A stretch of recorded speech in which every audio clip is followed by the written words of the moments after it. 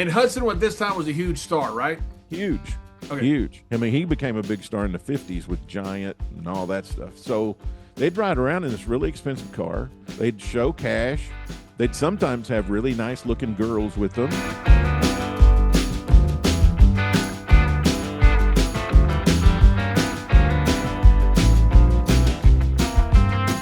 Almost it. So Doyle and Barnett run into the first failure out in L.A.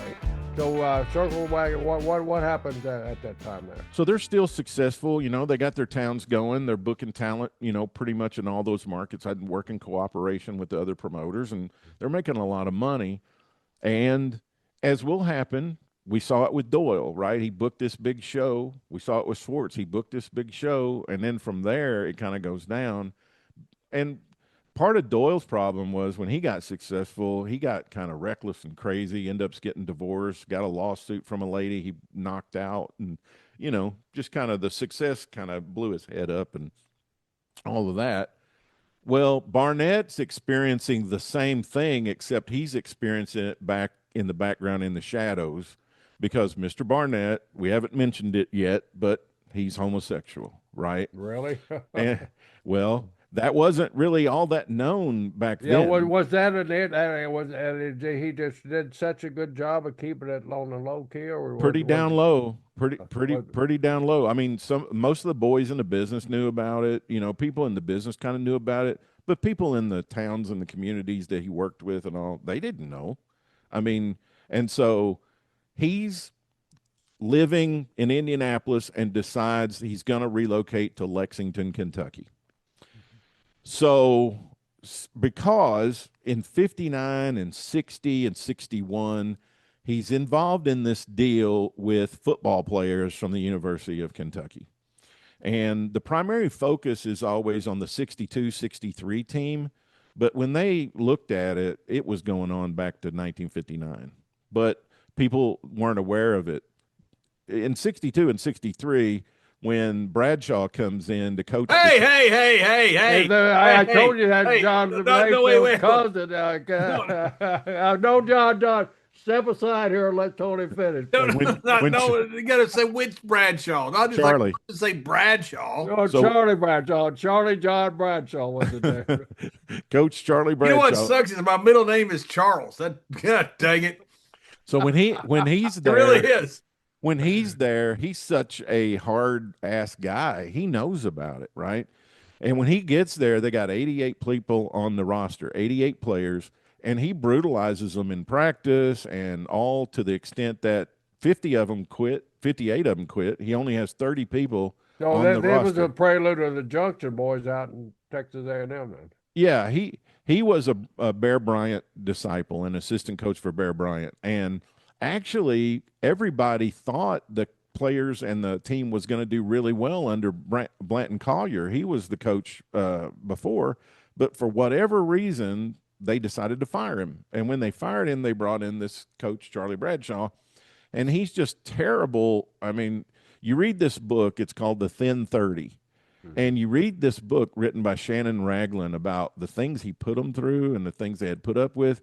You add to that the racial tensions at the time. These guys were living on hardly anything. They were in poverty. They had no money. And all of a sudden, here's this businessman, they think, Jim Barnett's a businessman, and he's friends with this superstar actor at the time, Rock Hudson, who's also homosexual.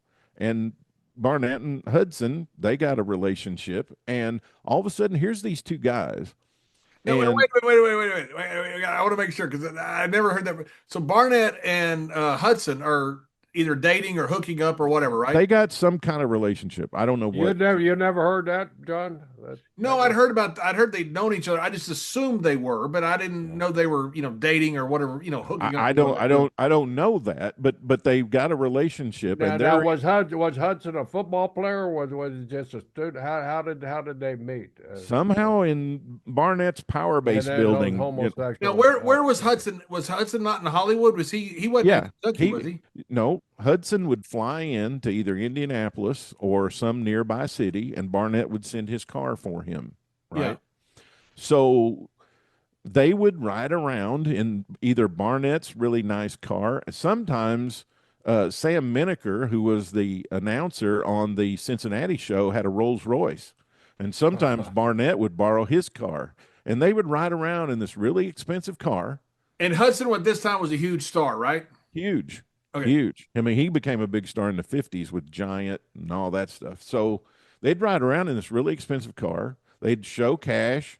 They'd sometimes have really nice looking girls with them. And they'd invite them over to Barnett's house, which is lavish and big. They'd have buffet. They'd have food. They'd have all you could drink. And then they'd get this coercion going on for these, be a predator on these football players, right? And Charlie Bradshaw. So this is quit saying that name. So this is Sodom and Gomorrah in Lexington, Kentucky, right? That's right. Now, how did he meet Hudson? Does anybody know? I'm not sure about that. Maybe I can find out before our next show. But I'd be interested to know. I mean, obviously Barnett's a famous guy, and Hudson's a famous guy, and yeah, I mean, so they in some circle, that they both ran in or whatever. Now, in addition to this, and there's nothing to hook these two guys with it, but the 50 players that quit the team, there's some suspicion about what happened to those scholarships that those guys gave up. And somehow or another, they're also kind of involved in maybe that a little bit. And there's also an attempt to fix a game with Xavier, a point shaving deal that they're kind of involved in. So there were things beyond just the homosexuality. Yeah, Tony, I don't understand the scholarship thing, because how would they pinch the money? Because the money is just like it's paid to the school. Yeah. Well, that's but I mean, the money's not paid to the student or paid to the school. It's usually just paid directly to the books or classes or dormitory or whatever else. It's not even money isn't even transferred. It's just a bookkeeping ledger transfer most of the time. I don't know exactly how that worked, but because I've heard the same thing about them stealing the scholarships. Allegedly somebody did. Somebody did. Yeah. But there usually isn't in scholarships money. It's usually just a ledger transfer of books and housing and food at the dormitory and stuff. I mean, if you read this book, you can tell these dudes are scarred, though. I mean, they are affected for life. Like one guy said, he rose up to the rank of lieutenant colonel in the Vietnam War, and he goes, I've never been with guys that had as much trauma as these football players. Like some really dark stuff happened to them. Now, did it come from the coach and also from Brock Hudson and Barnett? Well, it was a combination between what they were going through with the coach on the football team and what they were going through to just survive by hooking up with Barnett and Hudson. Like, I understand it. Like, I don't think how long did that take place? How many years was that? From 59 to 62, 63, right in there, about 4 years. Wow. Lonnie Winter was Lonnie, the guy in Australia. This is the thing about this is that's bullshit about this. Somebody had to know. Well, Bradshaw knew. The coach Bradshaw, he knew about Charles, your uncle. Don't call him coach. Do not call him. Yeah, Uncle Charlie knew. No, stop it. Evidently, this guy was just so focused because his thought was, look, this football team has sucked. It's like any coach, right? If I come in here and I'm a success, this will propel me on to other teams. It'll still put me on the map, right?